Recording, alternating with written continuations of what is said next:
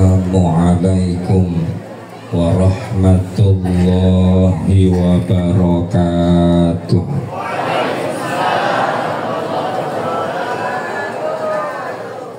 Bismillahirrahmanirrahim. Alhamdulillahi rabbil alamin. Wassalatu wassalamu ala ashrafil anbiya'i wal mursalin Sayyidina wa maulana Muhammadin sallallahu alaihi wasallam wa ala alihi wa sahbihi ajma'in, amma ba'du. Sa'adatul mukarramin, para alim, para ulama yang senantiasa kita nantikan doa serta barokahnya, terkhusus Al-Mukarram Bapak Ustadz Furqan Mujaddid yang senantiasa kita hormati, pengurus DKM Masjid Al-Ikhlas yang kita muliakan, para sesepuh kasepuhan, para hujjaj, hadirin wal hadirat rahimakumullah. Tidak lupa tim hadrah dari Pondok Pesantren Al-Amin yang kita banggakan.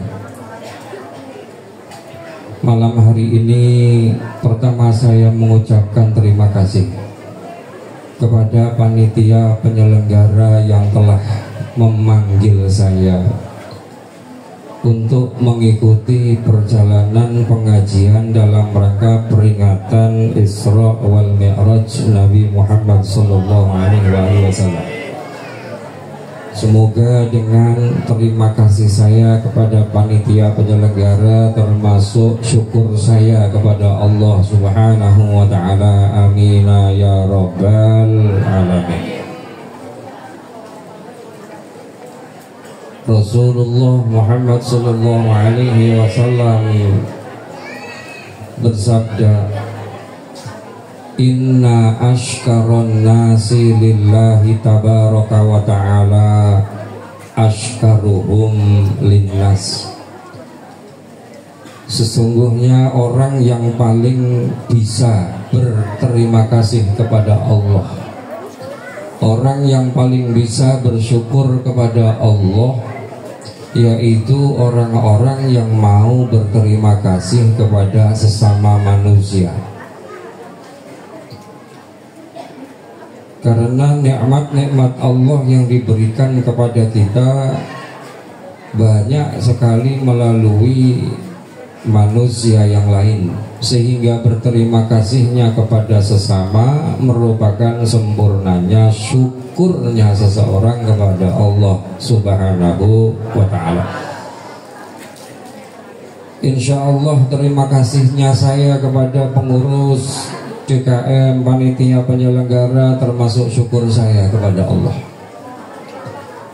Dan juga kita sempurnakan dengan salawat serta salamnya Allah, semoga senantiasa terlimpahkan keharibaan junjungan Nabi besar Muhammad sallallahu alaihi wasallam, dan juga berlimpah kepada orang-orang yang bertemu kepada Nabi dan beriman kepada Nabi, yaitu para sahabat. Dan juga terkhusus berlimpah kepada keluarga Nabi secara khusus, yaitu Bani Hashim dan Bani Muthalib, dan keluarga Nabi secara umum, yaitu mukminina wal mukminat, yang datang satu syariat sampai kepadanya, kemudian ia menjalankan sunnah Nabi Muhammad SAW. Dan insya Allah kita semuanya yang hadir malam hari ini beserta keturunan-keturunan kita akan diringankan menjalankan sunnah-sunnahnya, yang insya Allah akan mendapatkan syafaat terkhusus syafaatul uzma. Amin ya rabbal alamin.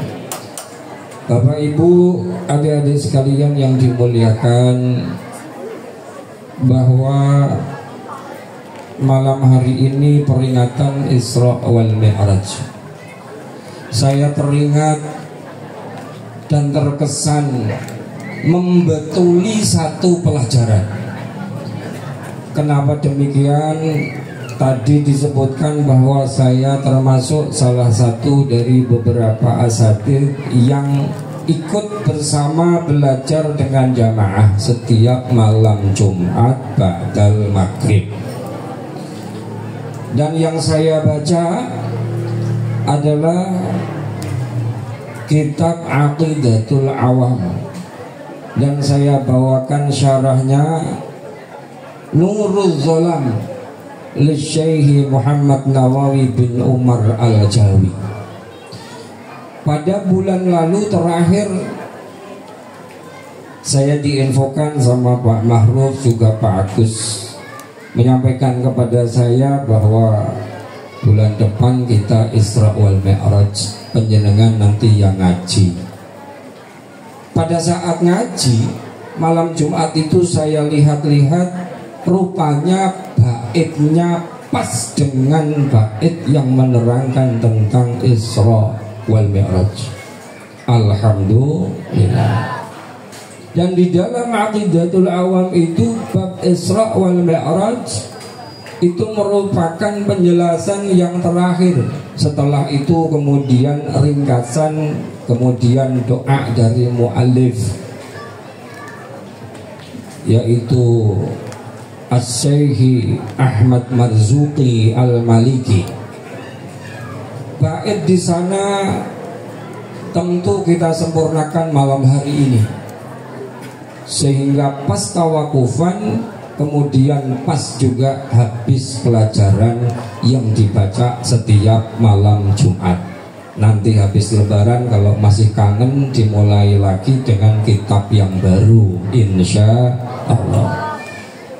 Baitnya begini: وقبل الهجرة النبي الإسراء من مكة الليلان لقدس يدرى وبعد إسرائيل عروج للسماء حتى رأى النبي ربك لما صل وسلم دائما على أبدا صل وسلم دائما على أبدا والآل والأصحاب ما قد وحدا والآل والأصحاب من قد وحدا. Belum lama saya ngaji di perumahan Mutiara Gading Riviera. Juga kalau pas lagi saya ngaji, kebetulan kok ada hadroh, ada marawis, ada rebana kok datang. Biasanya mereka suka bisa ngiringin saya sholawatan biasanya. Jadi nggak tahu nih malam ini kalau memang sekiranya bisa diiringin, ya kita buktiin bisa apa tidak, gitu ya. Diulang lagi. وقبل الهجرة النبي الإسراء من مكة الليلان لقدس يدرى وبعد إسرائيل عروج للسماء حتى رأى النبي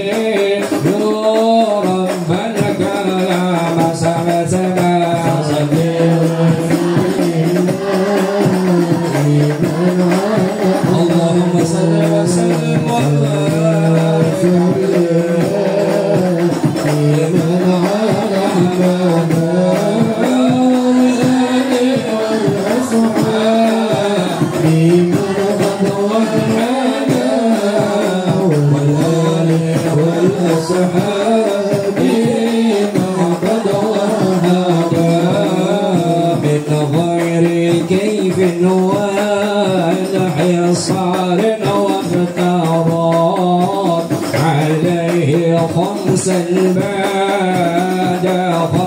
علينا فراد وبلغ الأمة بالإسراء وفرض خمسة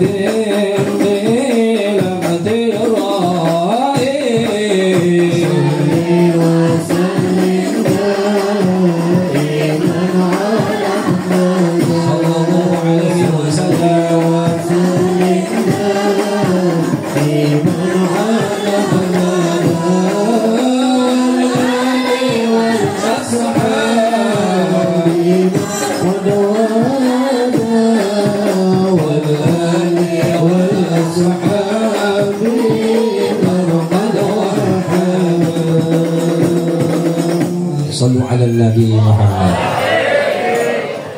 Jemaah sekalian yang dimuliakan, beberapa bait itu menjadi modal malam hari ini kita membahas tentang Isra wal Mi'raj.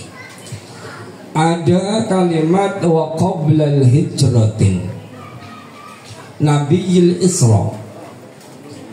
Wa qablal hijratin, sebelum Nabi hijrah, Nabi diisrakan oleh Allah Subhanahu wa ta'ala. Nah, sebelum hijrah, secara ringkas, hijrahnya Nabi itu pada tahun ke-13 kenabian. Sekali lagi, tahun 13 masa kenabian Nabi hijrah. Pada usia 40 tahun mendapatkan wahyu pertama. 13 tahun setelah mendapatkan wahyu pertama, berarti usia Nabi 53 tahun. 13 tahun di Makkah Nabi mendapatkan wahyu dan menyampaikan risalahnya. Hijrah ke Madinah, 10 tahun di Madinah, wafat di Madinah, dimakamkan di Madinah. Berarti 40 tahun belum mendapatkan wahyu. 13 tahun sudah mendapatkan wahyu, posisi di Makkah. Hijrah ke Madinah 10 tahun, berarti 23 tahun Nabi mendapatkan wahyu dan menyampaikan risalahnya. Berapa tahun? 23 tahun itu dibagi jadi 2 tempat, Makkah dan Madinah. Yang Makkah berapa tahun tadi? 13. Yang di Madinah berapa tahun? 10. Diingat-ingat. Nah, wa qablal hijratin, sebelum hijrah ini, di dalam kitab Nurul Dhalam dikatakan 1 tahun sebelum Nabi hijrah. Berarti kurang lebih usia 52 tahun. Usia berapa? 52. Kenapa 52? Karena terhitung mulai awal daripada Nabi mendapatkan wahyu adalah di bulan Rabiul Awal. Rabiul Awal. Lahir juga di bulan Rabiul Awal. Kalau dapat wahyu pertama di bulan Ramadan, itu masyhurnya datangnya malaikat Jibril secara yaqadhah. Dalam pelajaran malam Jumat sudah kita bacakan, di sana disebutkan pertama mendapatkan wahyu, tapi dalam keadaan fil manam, walaupun hanya matanya saja, tetapi hatinya tidak manam, di bulan Rabiul Awal. Maka hitungannya genap. Lahir Rabiul Awal, dapat wahyu pertama Rabiul Awal. Nah, malaikat Jibril datang dalam keadaan melek itu di bulan Ramadan, yang dalam istilah masyhur dengan nuzulul Quran. Nah, Setelah mendapatkan wahyu pertama di bulan Rabiul Awal hitungannya, maka genap 10 tahun masa kenabian Nabi Muhammad sallallahu alaihi wasallam. Pada saat menyampaikan risalahnya ketika di luar rumah menyampaikan risalahnya, bertemu kepada beraneka ragam orang-orang. Ada yang membantahnya, ada yang tidak menerimanya, ada yang menolaknya. Tetapi Nabi mempunyai seseorang yang selalu membela dakwah Nabi Muhammad SAW, yaitu pamannya yang bernama Abu Thalib. Ketika di luar ada solusi yang menenteramkan hatinya Nabi, karena ada yang mendiskusikan, ada yang menghadapi baik secara fisik maupun secara lisan, pamannya.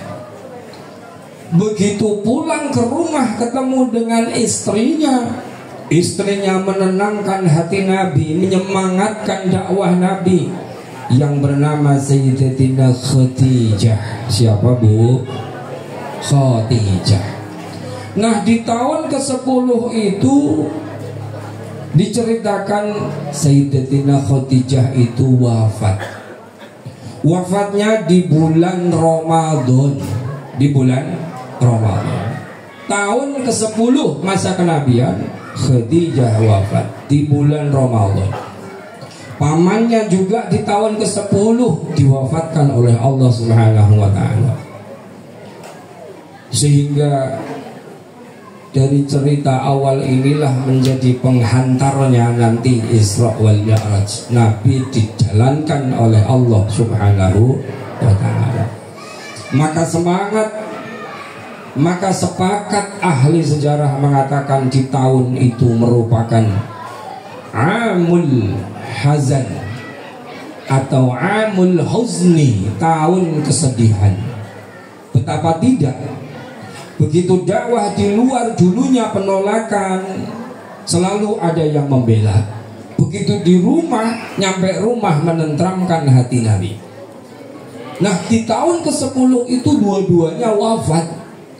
Maka kosonglah yang membela Nabi dan sepenuhnya diserahkan kepada Allah Subhanahu wa taala.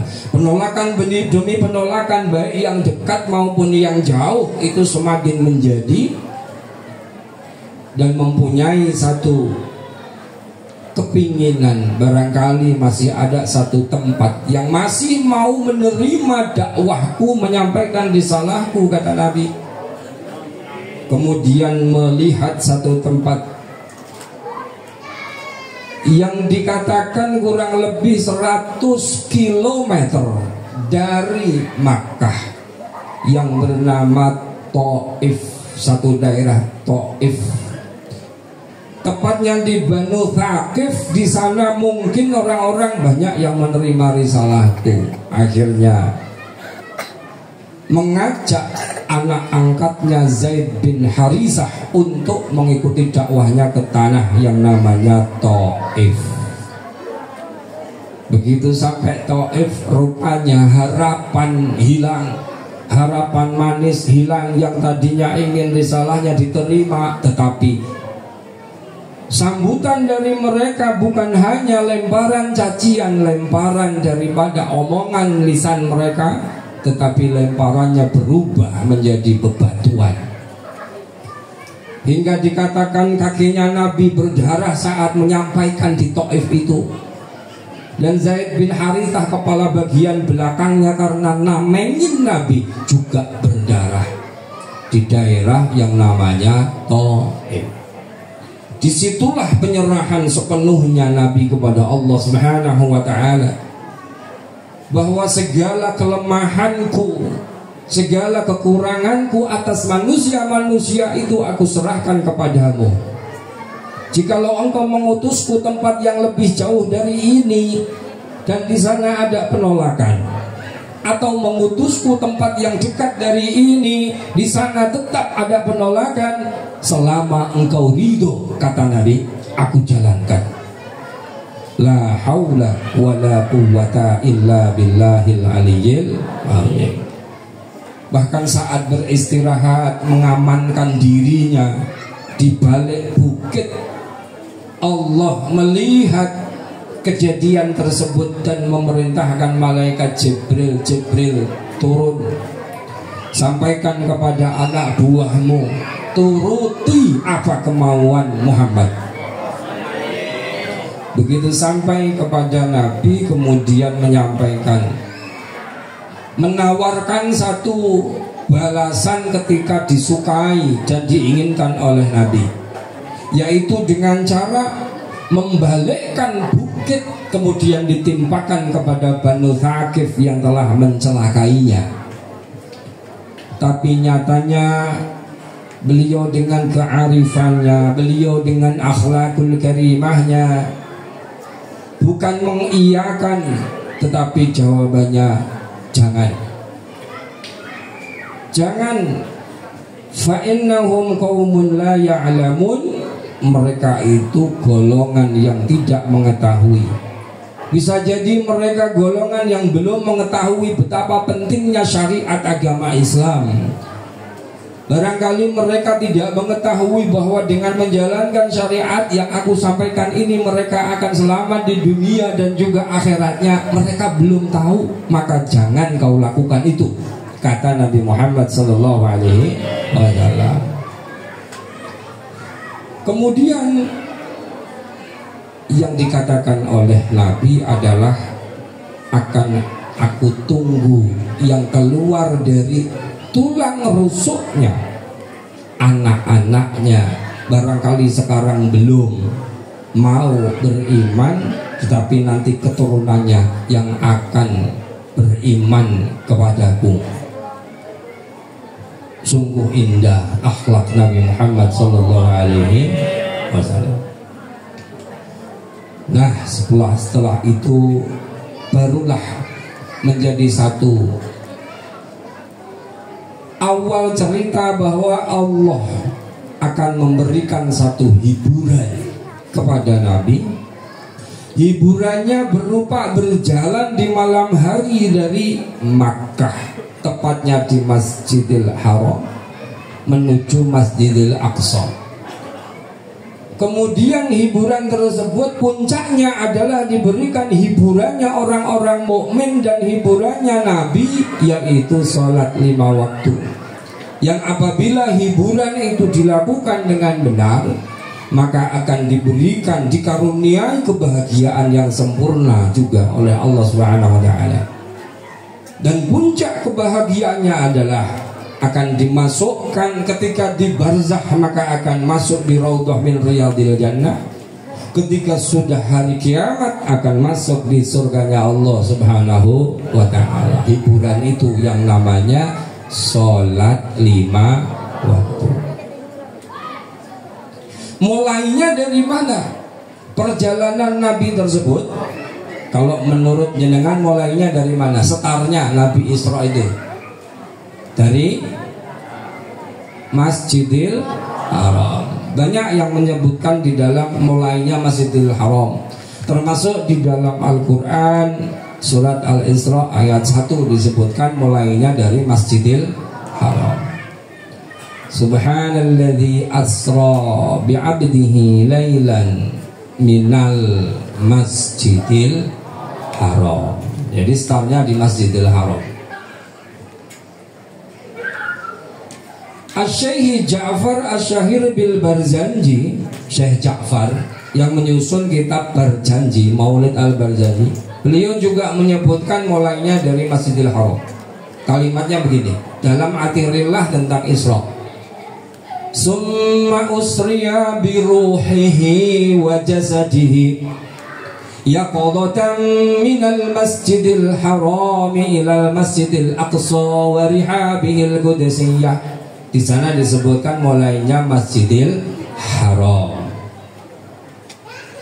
dalam keadaan yaqadah, biruhihi, ruhnya Nabi, wa jasadihi, serta jasadnya Nabi, lengkap disebutkan oleh Syekh Ja'far Barzanji yang menyusun kitab Maulid al-Barzanji.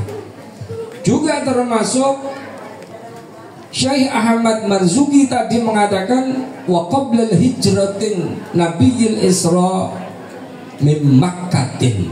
Kalau Sayyid Ahmad Marzuki menyebutkannya mulai dari Mekah. Min Makkatin lailan liqudsin yudra. Di malam hari liqudsin yudra menuju Baitul Maqdis. Nah ini nanti tambahan keterangan. Yang penting ada dua. Yang pertama disebutkan dari Makkah, yang kedua dari Masjidil Haram. Oh, Makkah itu kotanya. Di dalam kota itu ada Masjidil Haram. Di dalam Masjidil Haram itu ada beberapa tempat-tempat, nama-nama bersejarah yang sering dikunjungi oleh orang yang berhaji dan juga umroh. Nah, tepatnya setarnya dari mana? Ada kaul dari Syekh Zainul Abidin Al-Barzanji. Beda dengan tadi Syekh Ja'far, kalau ini Syekh Zainul Abidin. Beliau mengatakan wa asra bihi rabbi minal hijri lailatan. Dimulainya setarnya minal hijri, dari Hijr Ismail. Dari mana Pak?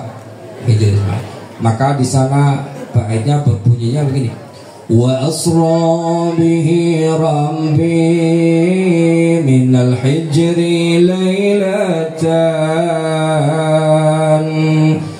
minal masjidil ilal masjidil aqsa li ru'yatil hanani wa asra bihi rabbi minal hijri lailatan ilal masjidil aqsa li ru'yatil hanani ya Rasulullah salamun alayk ya Rafi'al syani wa darati wa tahiyyati radal alamin ya ruhailal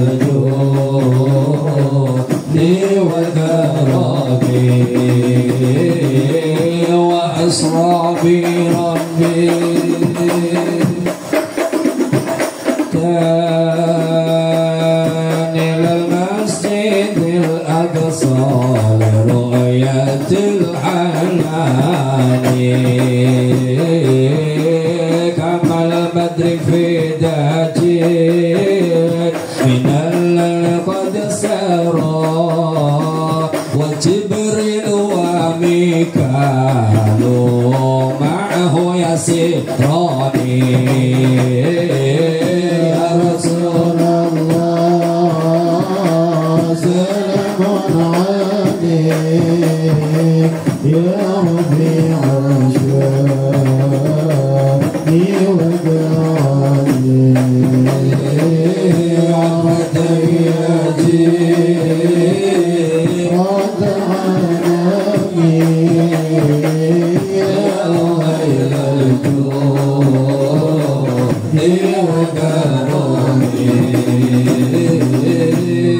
Sallu ala Nabi Muhammad. Jadi di sini didetailkan setarnya mulai dari Hijr Ismail. Setarnya. Kemana tujuannya? Isra'nya Nabi itu tujuannya tadi Syekh Ahmad Marzuki mengatakan tujuannya di Baitul Maqdis. Baitul Maqdis. Di Syekh Zainul Abidin beliau mengatakan ilal Masjidil Aqsa, ke Masjidil Aqsa. Dalam firman Allah juga mengatakan yaitu minal Masjidil Harami ilal Masjidil Aqsa, sampai ke Masjidil Aqsa. Baitul Maqdis itu satu daerah nama yang sebelumnya dinamakan Yerusalem. yang di dalamnya ada Masjidil Aqsa, Palestina. Tujuan Isra-nya Nabi, berakhirnya Isra-nya itu di Masjidil Aqsa. Lah untuk apa Allah menjalankan itu? Ingin memperlihatkan kekuasaan, keagungan Allah, tanda-tanda keagungan Allah baik secara alamiah maupun secara ilmiah. Linuriyahu min ayatina. Sehingga dalam hadis Isra itu tidak sedikit ilmu-ilmu pengetahuan dan juga basyiron dari Nabi terkait dengan harapan-harapan kebaikan yang akan diberikan oleh Allah kepada orang yang melakukan hal yang baik selama di perjalanan Isra wal Mi'raj. Juga ada fungsi daripada ilmiah berupa nadhiron, ancaman dari Nabi terkait dengan siksa-siksa api neraka dan kemadorotan jika melakukan hal yang dilihat oleh Nabi Muhammad SAW.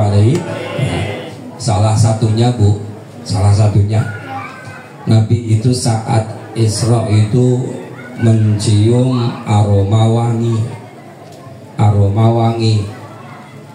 Wanginya masih kalah barangkali sama tadi minyak wangi yang dikelilingin waktu mahalul.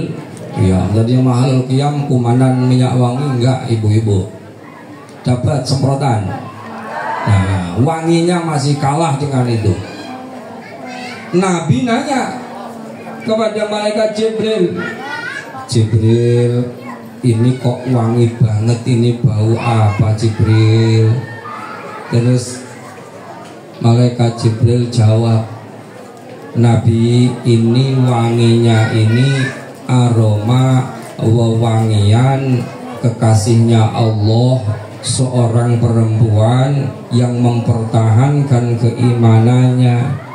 Dia itu menjadi pembantunya orang jahat, Raja Fir'aun yang mengaku Tuhan.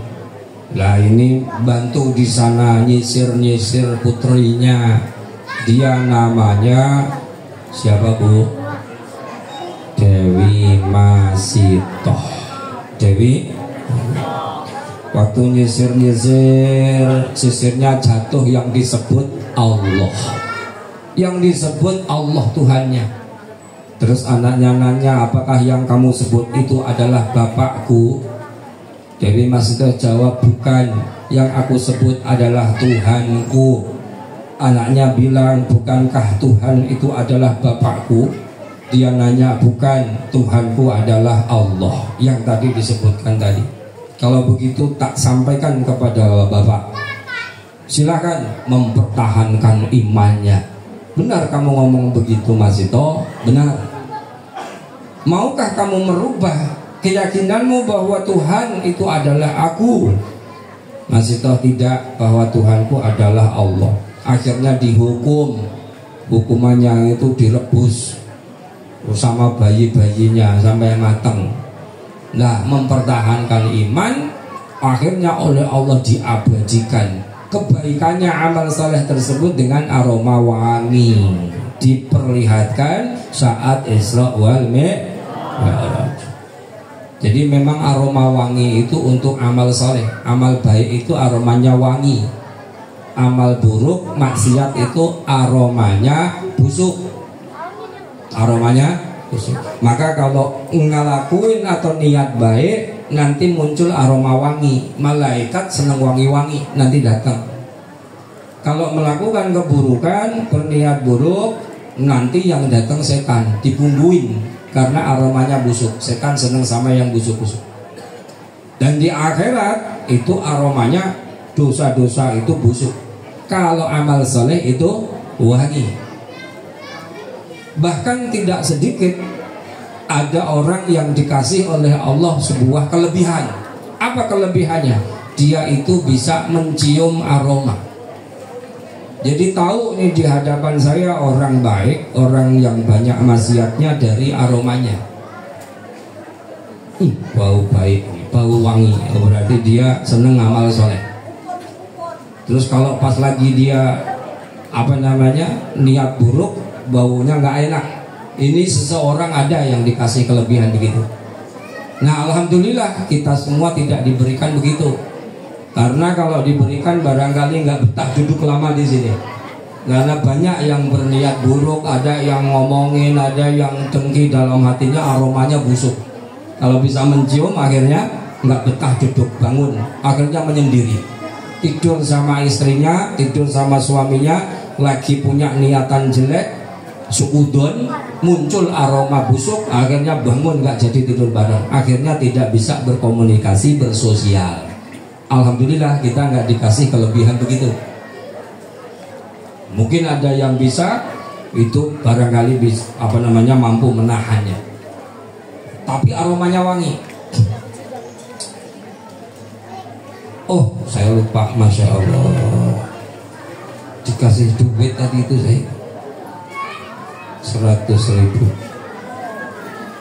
100.000 ini disuruh bagi-bagiin. Ini dibagiin cuma-cuma saja atau bagaimana enaknya ya?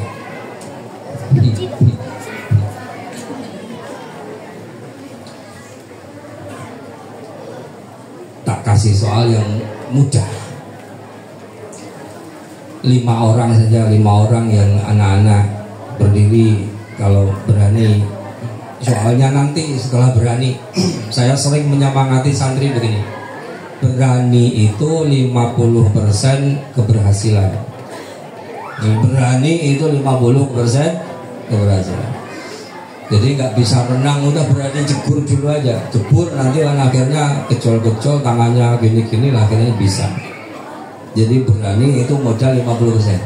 Walaupun nanti nggak bisa, nggak masalah, yang penting berani dulu, kan ada yang benerin. Betul? 5 orang ini 10 ribuan nanti. Ngirit. Dikasihnya untuk 2 orang, saya bilang kegedean. Kalau untuk anak-anak 10.000 aja nggak apa-apa. Satu soal ini juga yang mudah kok. 5 orang berani berdiri. Ayo pinter soleh. Yang ini soleh berdiri. Yang baju kuning juga soleh berdiri. 1, 2, 3 berdiri lagi. Ayo 3 orang. 4 belakangnya berdiri. Ya, berdiri. Yang putih, baju putih juga boleh berdiri. Ya, berdiri. 1, 2, 3, 4, 5 nanggung. Ini berdiri. Juara berdiri. Berapa ini? Kalau lebih dari 10 saya nambahin, berarti nanti 2, 3, 4, 5, 6. Sekalian tuh 7 belakangnya berdiri. Nggak apa-apa, pinter. Di sampingnya berdiri. 2, 3, 4. Biar langsung habis ya Bu ya. Duitnya biar langsung habis, jadi langsung 10 saja yang berdiri. Genepin 10. 1, 2, 3, 4. Ada yang 2 perempuan di belakang. Ya nggak apa-apa, yang pink sama-sama. Pink yang masih kecil ya, bukan pink mama, pink yang kebalinya. Ya yang hitam, ya berdua boleh. Ya 10. Ya berdiri 2 orang. Cukup 10 saja. Terus ada yang bilang nggak imbang Pak, mosok laki-lakinya tuh 2, 3, 4, 8, perempuannya 2. Ya udah yang perempuan lagi boleh. Saya baju hitam. Udah siapa aja berdiri nih. Minta mic-nya 1 aja. Nanti biar jawab. Yang ini yang wireless. Yang wireless boleh yang ini. No. 8, 11.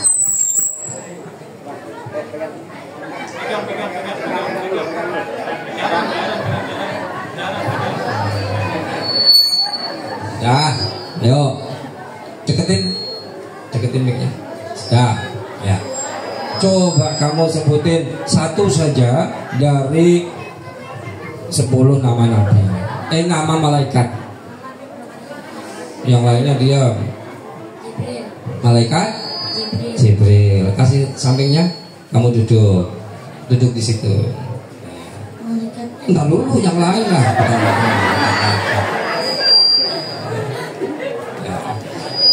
Nabi itu Isra tadi ya. Mulainya setornya dari mana? Daerah mana namanya tadi itu?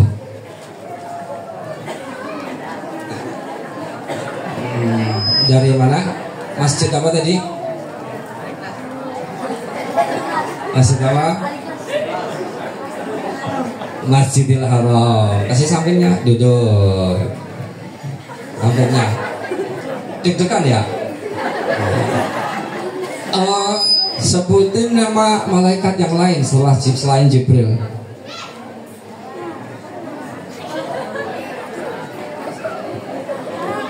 Malaikat siapa? Hah? Gak apa-apa, terserah malaikat. Malaikat. Ya sudah, gak apa-apa. Gak apa-apa. Tak dulu, jangan dulu duduk. Sebutin nama Nabi satu saja. Nama Nabi. Kalau tadi kan malaikat. Nah sekarang yang Nabi. Nabi siapa? Nabi Ibrahim, betul. Duduk. Kasih tepuk tangan dong, deg-degan tadi tuh. Nah, sampingnya. Ingat gak tadi siapa yang wangi baunya itu siapa kata malaikat Jibril tadi namanya siapa? Masya Allah, duduk. Ya Allah. Terakhirnya Isra itu Nabi kemana? Terakhirnya Isra loh, bukan Mi'raj. Isra-nya perjalanan Nabi dari Masjidil Haram, terakhirnya ke Masjidil Aqsa. Duduk. Ya, pinter. Ini tuh 2, 3, 4, 5. Ini 5 dulu nih dibagi. Masya Allah. Ya apa-apa. Ini masih kasihin mas. Bagi-bagi ya. Dibagi ya, dipecahin ya. Alhamdulillah.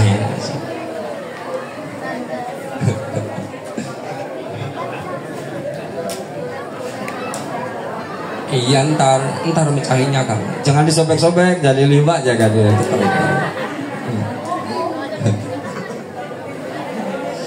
Ayo, ini tanggal berapa Isra-nya Nabi itu? Tahu nggak?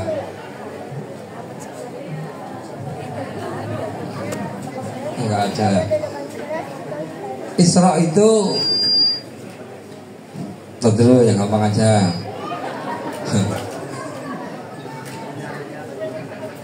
Rukun iman berapa? Ada 6. Sebutin dong. Iman kepada. Puasa nggak apa-apa. Iman. Puasa. Nggak apa-apa. Nggak apa-apa. Iman kepada. Iman kepada Allah. Iman kepada. Hari akhir. Iya boleh hari akhir. 5. Iman kepada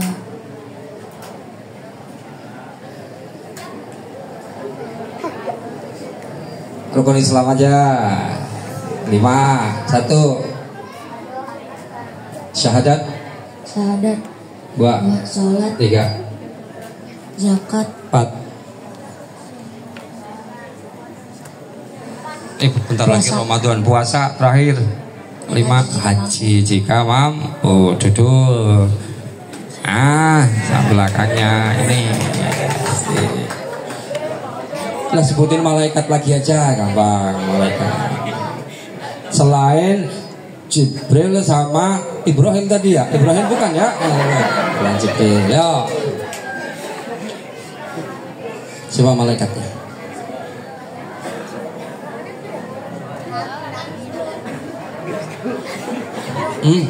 Malaikat Malik ya, ada kasih sampingnya itu lagi sekalian nama malaikat aja. Malik. Malik ya, Malik udah. Selain Malik siapa? Gak apa-apa sambil duduk, gak apa-apa. Selain Malik siapa? Selain malaikat Malik sama malaikat Jibril, selainnya malaikat siapa lagi? Jibril. Selain Jibril, jangan Malik lagi ya. Selain Jibril sama Malik, siapa lagi? Ayo. Ridwan. Ya, Ridwan, pintar. 1, 2, 3, 6. Loh, kok lebih? Tenang, masih ada. Yang belakang dah. Itu yang paling kecil malaikat lagi. Ayo cepetan.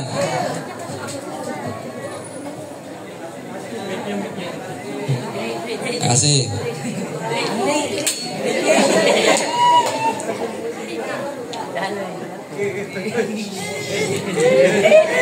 Ya. Siapa nama malaikat lagi? Mikail. Ya, biar banyak rezekinya ya kamu ya. Ayo sampingnya malaikat lagi. Israfil sampingnya genepin malaikat lagi. Israel sampingnya. Mungkar sampingnya.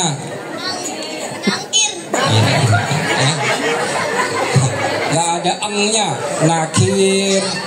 Nah, nakir gitu.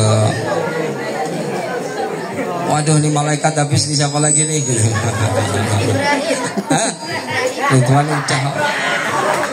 Siapa?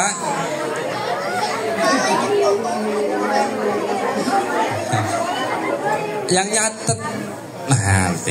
Nah, duduk tuh 2, 3, 6, 7, 8, 9. Ya toh. Satu lagi lah, ini nanggung 10.000 sisa. Kembali 10.000 sini. 9. Nih Mas, kasih yang ini nih, 3 orang nih. Ini tak tolong nih. Yang ini nih 3 orang, yang sono 6 orang.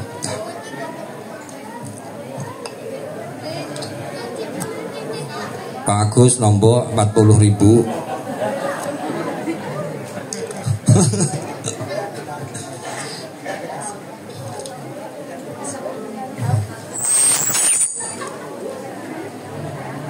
Nah, terus ibu-ibu minta apa?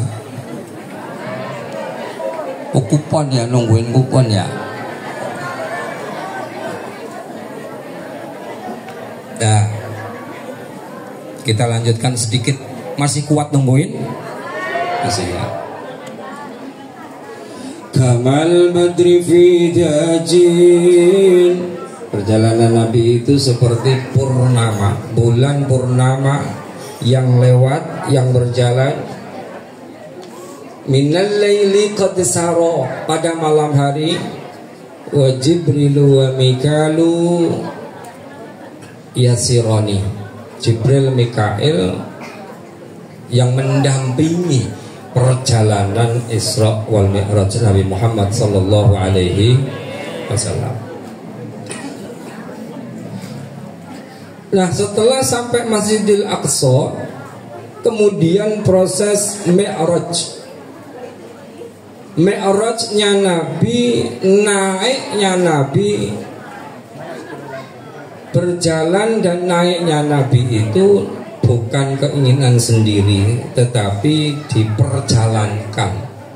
Maka kalimatnya subhanalladzi asra, maha suci zat yang menjalankan hambanya, yaitu Nabi Muhammad sallallahu alaihi wasallam. Jadi dijalankan, bukan jalan sendiri. Kalau disampaikan secara sekilas, perjalanan Isra wal Mi'raj itu tidak ada satu malam, maka logika kita, keimanan kita akan kuat dengan cerita kisah tersebut. Kenapa demikian? Karena yang menjalankan Allah, kemudian malaikat Jibril juga Mikail itu terbuat dari cahaya.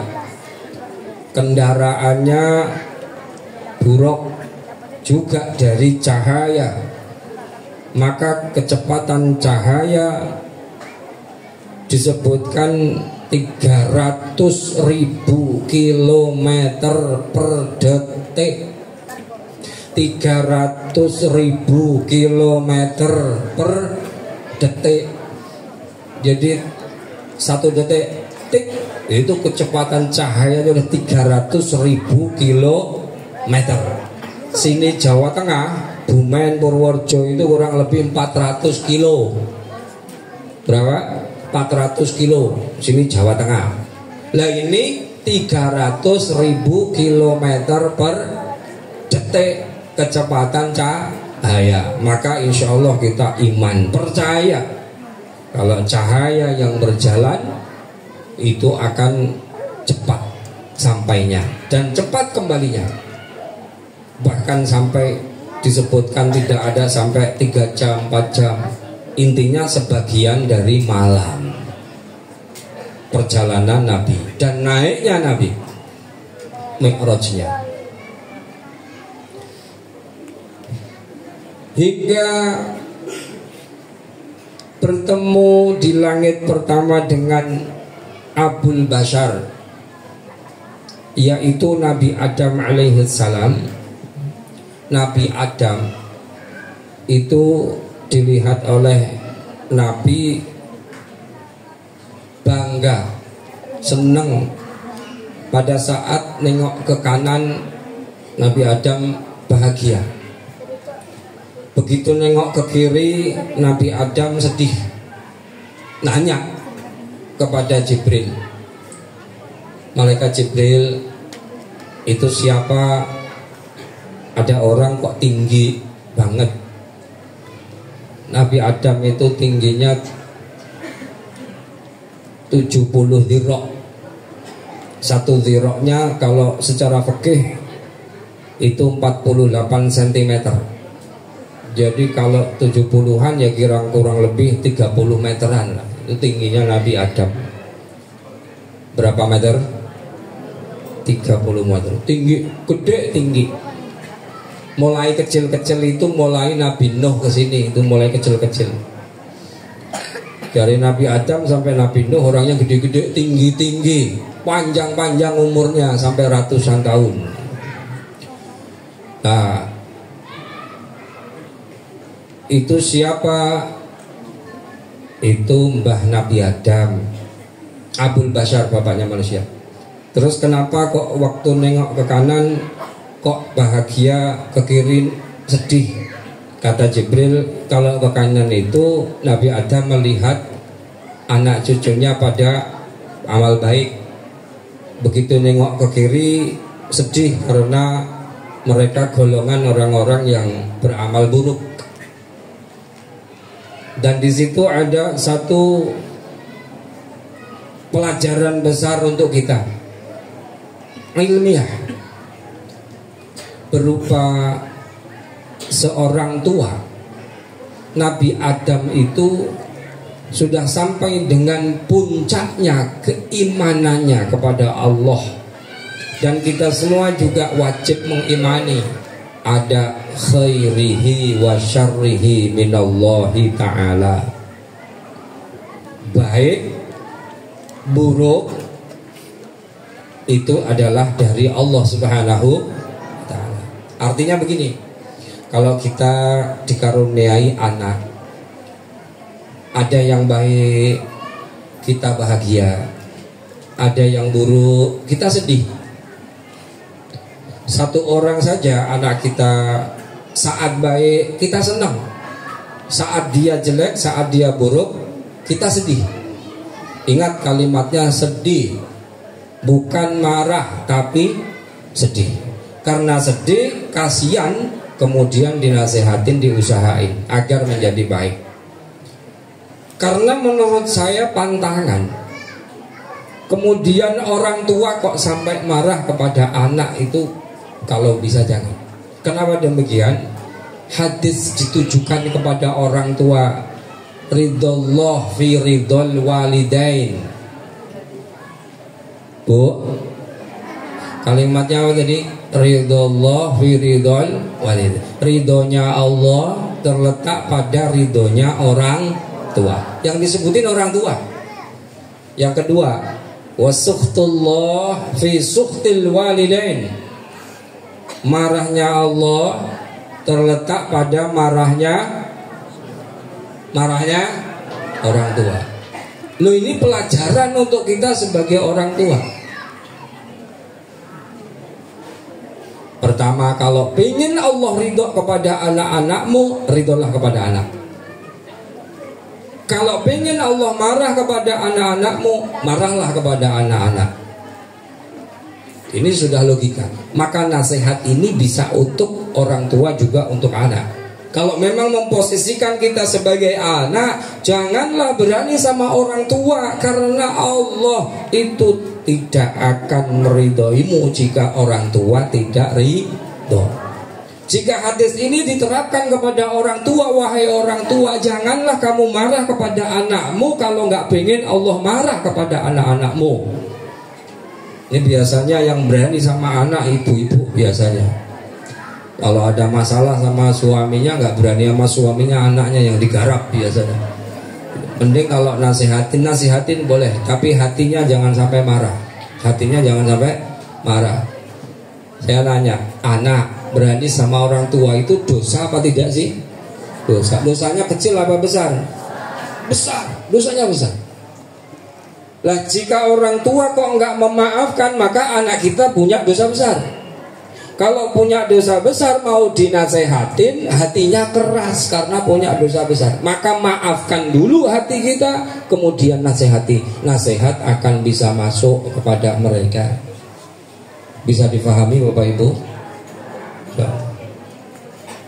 Jadi jangan sampai marah, karena ngundang marahnya Allah itu sumbernya dari orang tua sendiri. Puncaknya adalah setelah kita berusaha menasehatinya, serahkan kepada Allah yang memberikan petunjuk. Karena Nabi kita Muhammad sallallahu alaihi wasallam pun pernah memberi nasihat satu keluarganya, kemudian tidak didengarkan dan Nabi sedih dengan keberadaannya. Oleh Allah kemudian direm-rem hatinya Nabi, ditenangkan dengan sebuah kalimat, innaka la tahdi man ahbabta. Muhammad, kamu tidak bisa memberikan petunjuk kepada orang-orang yang kamu cintai. Walakinallaha yahdi man yasha. Tetapi Allah lah yang akan memberikan petunjuk kepada orang yang dicintainya. Itu Nabi. Apalagi kita, maka kita sebatas menyampaikan saja. Setelah itu serahkan kepada Allah Subhanahu wa ta'ala. Maka khairihi wa syarihi. Setelah langit 1 langsung langit 7. Biar cepat, langsung langit 7. Karena saya yakin udah pada ngantuk. Yakin ini udah pada ngantuk, yakin nih. Saya udah yakin ini. Langsung tuh 7 itu ketemu Nabi Ibrahim alaihis. Nabi Ibrahim yang mempunyai satu julukan Khalilullah, juga disematkan dalam Nabi Ibrahim adalah Abul Anbiya. Kalau tadi di pertama tadi Nabi Adam Abul Bashar, kalau sekarang Nabi Ibrahim Abul Anbiya. Ada satu lagi yang ingin saya sampaikan, adalah Nabi Muhammad sallallahu alaihi wasallam. Beliau adalah termasuk yang disematkan adalah Abur Ruh.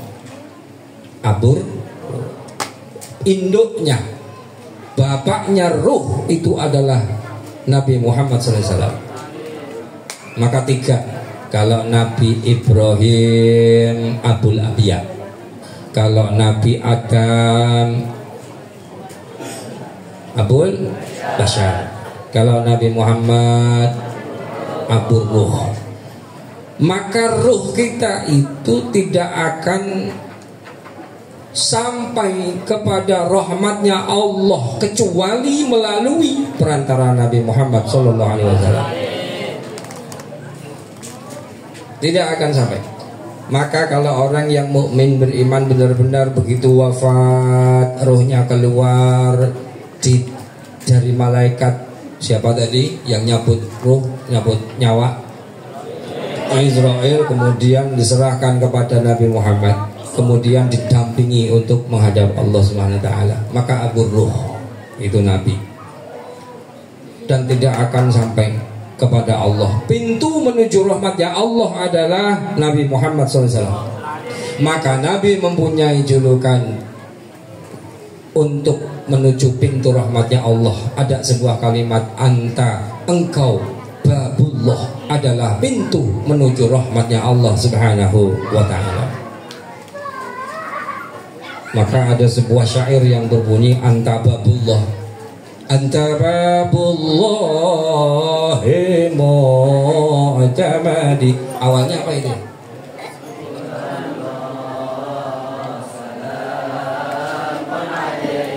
Terus mana anta babullahnya? Kalau ya Rasulullah, awalnya apa?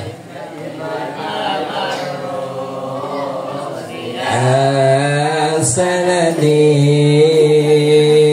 anta babullahi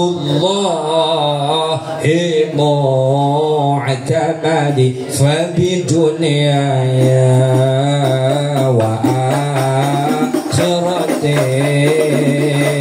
ya Rasulullah ikhud biyadi ya Rasulullah salamun alayhi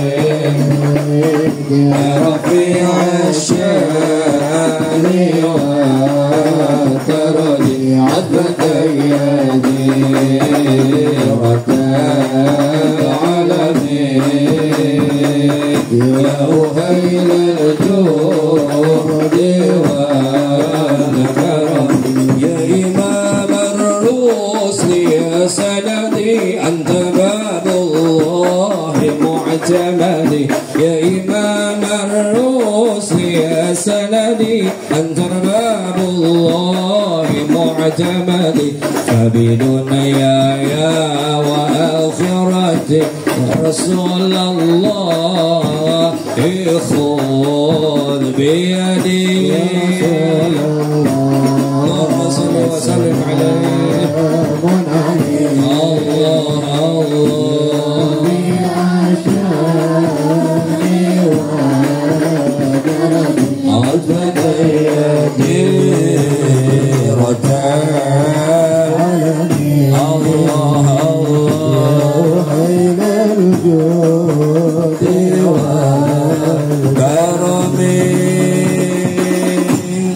Anta babullah, engkau adalah pintu menuju rahmatnya Allah Subhanahu wa ta'ala. Siapa itu? Nabi kita Muhammad sallallahu alaihi wasallam.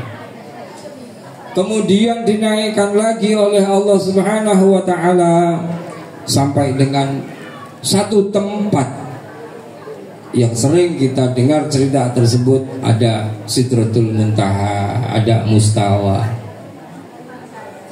Bahkan di dalam Hasyiah Abi Jamroh itu dikatakan, sampai aku dibawa di satu tempat yang aku sendiri tidak tahu namanya, dan aku dengar goresan-goresan pena di Lauhil Mahfuz. Dan saat itu juga diperlihatkan seorang nabi untuk mampu melihat Allah Subhanahu wa ta'ala. Di dunia ini, di dunia, satu-satunya makhluk Allah yang diberikan kesempatan untuk melihat Allah adalah Nabi Muhammad SAW. Di akhirat, di surga, orang-orang mukmin berkesempatan melihat Allah Subhanahu wa ta'ala. Adapun mendefinisikan melihat di akhirat kelak, yang penting orang-orang mukmin di surga diberikan kesempatan mampu melihat Allah. Nah, di dunia hanya Nabi kita Muhammad sallallahu alaihi wasallam. Nah, kemudian menghaturkan satu penghormatan. Kalimatnya bukan assalamualaikum, bukan. Tapi kalimatnya yang diabadikan di dalam tasyahud akhir terkhusus lengkapnya yang ada selawat Ibrahimiyah. Di situ Nabi menyampaikan at-tahiyyatul mubarakatus salawatut thayyibatulillah. Segala penghormatan, segala barakah, segala rahmat, segala keselamatan ini milik Allah. Kemudian Allah Subhanahu wa taala menyampaikan assalamu alayka ayyuhan nabiyyu wa rahmatullahi wa barakatuh. Assalamu alayka, kesejahteraan, keselamatan untukmu ayyuhan nabiyyu, wahai Muhammad yang menjadi nabi, wa rahmatullahi wa barakatuh, rahmat serta barokah untukmu. Intinya Nabi sudah dikasih langsung nih keselamatan, barokah, rahmat. Tapi Nabi tidak memikirkan dirinya. Yang dilewati adalah para orang-orang soleh. Di langit juga melihat di bumi banyak orang soleh yang mesti diberikan juga rahmat, barokah. Maka Nabi mengatakan assalamu alaina, bukan hanya untukku saja, tetapi untuk alaina, untuk kami semuanya, wa ala ibadillahis sholihin, dan orang-orang yang soleh. Kemudian dilanjutkan dalam tasyahud ada asyhadu an la ilaha illallah. Setelah itu para malaikat-malaikatnya Allah Subhanahu wa taala membaca satu tasbih. Kalimatnya ada subhanallah, yang disusun menjadi baqiyatus salihah. Apa? Baqiyatus salihah. Subhanallah walhamdulillah wala ilaha illallah wallahu akbar. Itu dari para malaikatnya Allah. Dan tahiyat akhir dan proses pada saat at-tahiyatul mubarakatus salawatut thayyibatulillah atau yang disebut dengan tasyahud, itu ketika sholat kok tidak membaca, maka sholatnya secara fikih dihukumi tidak sah. Tahiyat akhir. Maka saat tasyahud akhir, Bapak Ibu jangan dibaca di dalam hati. Ya tahiyat akhir ya, tahiyat akhir. Tahiyat awal sunnah abad, tapi tahiyat akhir itu rukun sholat yang harus dibaca. Minimal bergerak bibirnya, lisannya minimal bergerak. Jangan mingkem. Yang harus digerakkan lisannya itu dalam fikih diajarkan sama Kiai Furqon di pelajaran malam Jumat. Di sana disebutkan yang harus dibaca nih ada 5. Berapa? 5 ini namanya rukun qauli. Rukun qauli ini nggak boleh dalam hati. Apa saja 5 itu? 1. Takbiratul ihram. 2. Membaca surat Al-Fatihah. Yang ketiga, membaca tasyahud akhir sampai dengan asyhadu an la ilaha illallah asyhadu anna Muhammadar Rasulullah. Yang keempat, membaca sholawat atas Nabi pada tasyahud akhir. Kalimatnya Allahumma sholli ala sayyidina Muhammad wa ala ali. Untuk keluarganya itu sunnah ab'ad, tapi berselawat kepada Nabi dalam tasyahud akhir itu rukun sholat. Dapat berapa? 4. Yang kelima adalah salam yang pertama. 5-5-nya ini jangan di dalam hati, karena ini merupakan rukun qauli, rukun yang dibaca. Maka dalam Kasyifatus saja itu disebutkan khusus pasal menerangkan tentang takbiratul ihram, tasjid-tasjidnya. Khusus pasal menerangkan tentang surat Al-Fatihah tasjidnya ada di atas huruf apa. Juga termasuk tasyahud, termasuk salawat, termasuk salam yang pertama. Coba diulang Bu. 5 rukun qauli apa saja tadi yang nggak boleh dalam hati? 1. Takbir. Takbirnya bagaimana bunyinya? Ya, Allahu Akbar. 2. Al-Fatihah. 3. Apa? 3. Tahiyat akhir. 4. Membaca sholawat. Pada siapa? Pada Nabi. Di mana baca sholawatnya? Di tahiyat akhir. Yang kelima salam. Salam yang pertama, yang ke kanan. Kalau yang ke kiri tidak harus dibaca, harus disuarakan atau tidak harus dibaca. Ini namanya rukun qauli. Apa Bu? Qauli. Qauli itu yang dibaca. Nah kalau yang dalam hati ada bagiannya sendiri. Jangan terus semuanya dalam hati. Yang dalam hati cuma ada 2. 1 niat, 2 tartib. Jadi niat itu dalam hati. Malam hari ini saya pengen ngajarin niat. Pengen ngajarin niat versi pendapat dari Syekh Nawawi. Niat sholat fardu itu kan panjang. Bagaimana bunyinya? Bareng-bareng. Ayo adik-adik sekalian ikut. Sholat isya umpamanya 1, 2, 3. Usolli fardhal isya'i.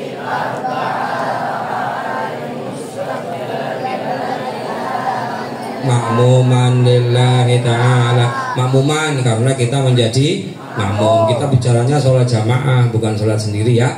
Kalau sholat sendiri nanti gampang digoda sama setan. Itu kalau sholat bareng-bareng nanti ditutupi sama yang lainnya. Amin ya rabbal alamin. Itu niatnya sepanjang itu. Kapan waktu kita berniat? Harus bareng sama takbiratul ihram. Jadi bagaimana?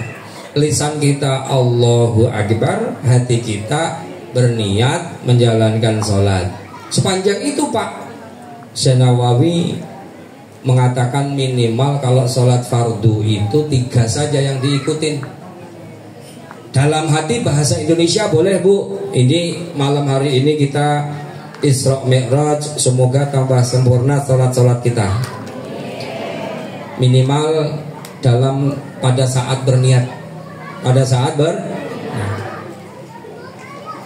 minimal yang diikutkan. 1. Qasdul fi'li. 2. Ta'yin. 3. Ta'arud. Ulangi. Qasdul fi'li. 2. Ta'yin. 3. Ta'arud. Qasdul fi'li ini kalau dalam bahasa Arabnya kalimatnya usolli, atau saya niat sholat.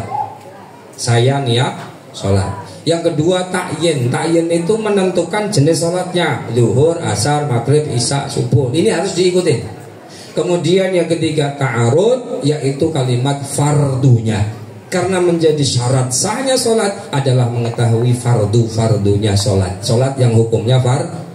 Bahkan tidak meyakini sholat fardu sebagai sunnah. Ini menjadi syarat sahnya sholat. Maka qasdul fi'li ta'yin ta'arud tinggal ditambahkan makmum. Berarti kalimat bahasa Indonesianya begini. Saya niat sholat fardu isya. Saya niat sholat itu qasdul fi'li.